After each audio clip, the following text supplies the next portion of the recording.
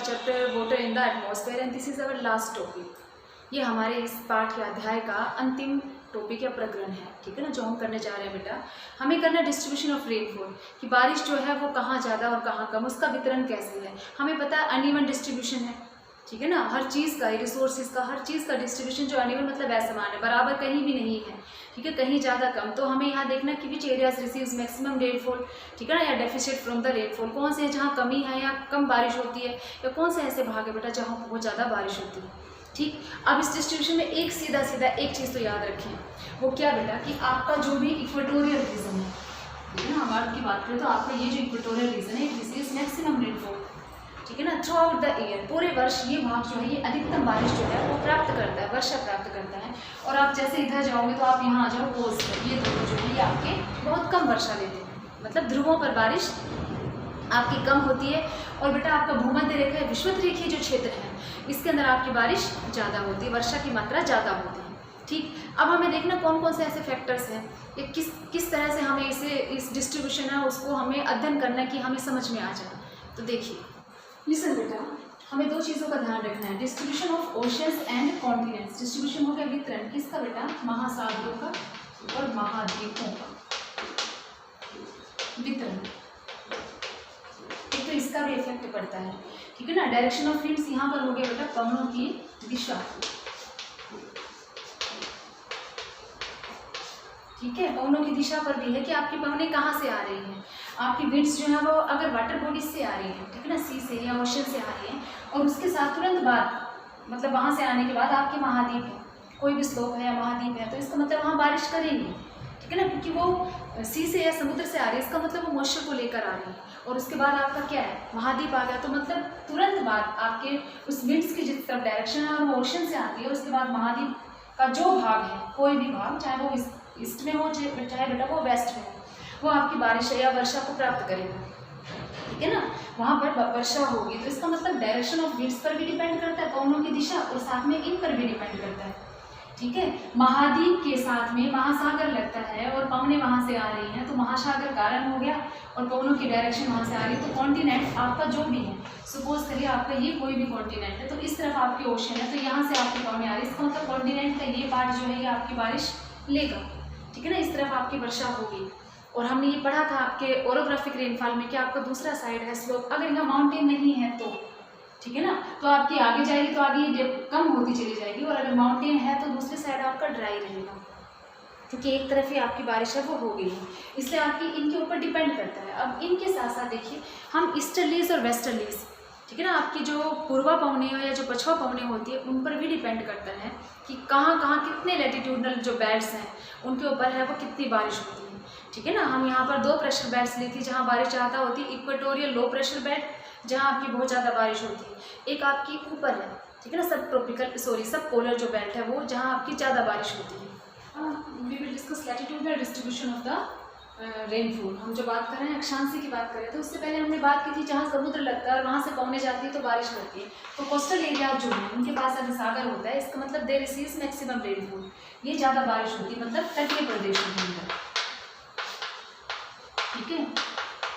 इनके अंदर बारिश ज़्यादा होगी और इनसे जो दूर होंगे उनके अंदर आपकी रेनफॉल कम होगी। अब देखिए main eastern margins of continents, महाद्वीप जो है उनके ईस्टर्न मार्जिन्स, ठीक है ना, मतलब उनके जो पूर्वी जो प्रदेश है या पूर्वी जो तट हैं उनकी हम बात कर रहे हैं, और वो भी किसमें, ईस्टर्लीज में, ये पूर्वाई पवनें होती है जिन्हें पूर्वा पवनें कहा जाता है। और बेटा ये जो है ये पवनें आपकी 0 to 30 डिग्री, ठीक है ना, नॉर्थ और साउथ लैटिट्यूड में चलती है, मतलब इक्वेटर से 0 ऊपर 30 नॉर्थ बेटा, और इक्वेटर से 30 डिग्री साउथ लैटिट्यूड जो है उनके बीच में आपकी चलती है ईस्टर्लीज। ईस्टर्लीज इसलिए हैं पूर्वा क्योंकि पूर्व से चलती है, ठीक है ना। अगर हम इनकी ग्लोब पर हम इनकी डायरेक्शन देखते हैं, आपका इक्वेटर है, तो इसका मतलब इनकी जो डायरेक्शन है वो कहाँ से, इधर पूर्व से, इधर भी आपकी पूर्व से होती है, पूर्व से होगी बेटा वो ऐसे, जैसे ये ऐसे रहेंगी। यहाँ बीच वाला पार्ट है, आपका टेम्परेचर हाई, तो मतलब प्रेशर लो होता है, इट मीन्स ये क्या, high pressure to low pressure के अंदर आती है, इस पार्ट की तरफ आती है, तो ये इधर से चल रही है और ये इधर से चल रही है। तो जो भी आपके कॉन्टिनेंट्स हैं उन कॉन्टिनेंट्स के जो आपकी ईस्टर्न, कोई भी कॉन्टिनेंट उसका जो ईस्टर्न मार्जिन मतलब पूर्वी जो भाग होगा उस भाग के अंदर आपकी बारिश ज़्यादा होगी। सेम ऐसे ही आपकी वेस्टर्न मार्जिन होंगे जहाँ वेस्टर्न लीज चलती है, ठीक है ना, वो आपकी 0 से बेटा और 30 के बीच में चलती है। और ये आपकी 30 to 40 वेस्टर्न मार्जिन जो है बेटा आपकी 30 to 40 degree north and south. इसके अलावा भी चलती है आपकी 60s, ठीक है ना, कि हम 60 to 65 जो है वो हैं इनके बीच में जो चलती हैं। तो मतलब और ऊपर यहाँ पर वेस्टर्लीज मतलब जो वेस्ट से मतलब शुरू जहाँ से बेटा जिस तरफ जा रही है वो नहीं देखना, आपको ये देखना है उसका स्टार्टिंग कहाँ से, तो ईस्ट से है तो ये ठीक। अब जब हम दूसरे की बात करते हैं कि इसकी वेस्टर्लीज की, तो इसका मतलब वेस्टर्लीज जो आपकी चलेंगी तो उनकी डायरेक्शन है वो उल्टी हो जाएगी, इस तरफ से चलेंगी ऐसे सो। और बेटा वो ऐसे जब हम इधर बात करेंगे तो वो इधर से आएंगी वेस्टर्लीज ऐसे, ठीक है। तो वो कहाँ पर बारिश करेगी, जिस तरफ से आ रही है, तो उस वेस्टर्न मार्जिन से इधर हुआ कोई भी कॉन्टिनेंट है, उस कॉन्टिनेंट का वेस्टर्न मार्जिन है उसके ऊपर बारिश करेंगी वेस्टर्लीज ज़्यादा, ठीक है ना, ईस्ट की बजाय। और ऐसे ईस्टर्लीज हैं वो जहाँ से आ रही है वहाँ पहले बारिश करेंगे, तो वो कॉन्टिनेंट से महाद्वीपों की ईस्टर्न मार्जिन पर ज़्यादा बारिश करेंगी, ठीक। अब देखिए नेक्स्ट लोकेशन ऑफ माउंटेन्स, पर्वतों की स्थिति भी बताती है कि माउंटेन जो है वो किस प्रकार स्थित है। जैसे हमारा वेस्टर्न घाट अभी थोड़ी देर पहले हमने किया था ना कि वेस्टर्न घाट जो है वो आपका बारिश ज़्यादा लेता है ना, सॉरी वेस्टर्न घाट जो है उसमें आपकी मॉनसून लीड से वो बारिश करती है, और उसका दूसरी तरफ जो पार्ट है लीवार्ड साइड है जिसे हम रेन शेडो एरिया वृष्टि छाया क्षेत्र कहते हैं, वहाँ बारिश कम होती है। तो हमने जो डायरेक्शन की थी बेटा, सॉरी बेटे ये हमने जो डायरेक्शन की थी देखो ऐसे की थी ना, मतलब इनके मार्ग में ये घाट आ जाता है तो इसका मतलब यहाँ बारिश होती है, ठीक। अब ऐसे ही आपके ऊपर भी हैं, आप राजस्थान में जाओगे तो आपके अरावली रेंजेस ऐसे ऊपर बनी हुई है,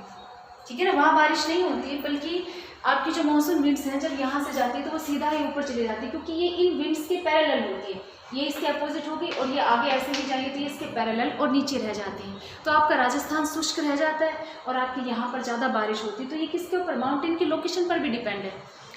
बेटे we are talking about distribution of rainfall ना, so we have discussed that coastal areas receives more rainfall than the continental interiors, कि तटीय प्रदेश हैं वो ज़्यादा वर्षा प्राप्त करते हैं आंतरिक भागों की बजाय, ठीक है ना। नेक्स्ट हमने किया था winds coming from sea cause rainfall while those blowing from land don't bring rainfall, ठीक है ना, जो समुद्र से जो पवनें आती हैं वो बारिश करती हैं बजाय उनके जो कि भूमि पर ही चलती हैं, भूमि से या स्थल भाग से आती हैं,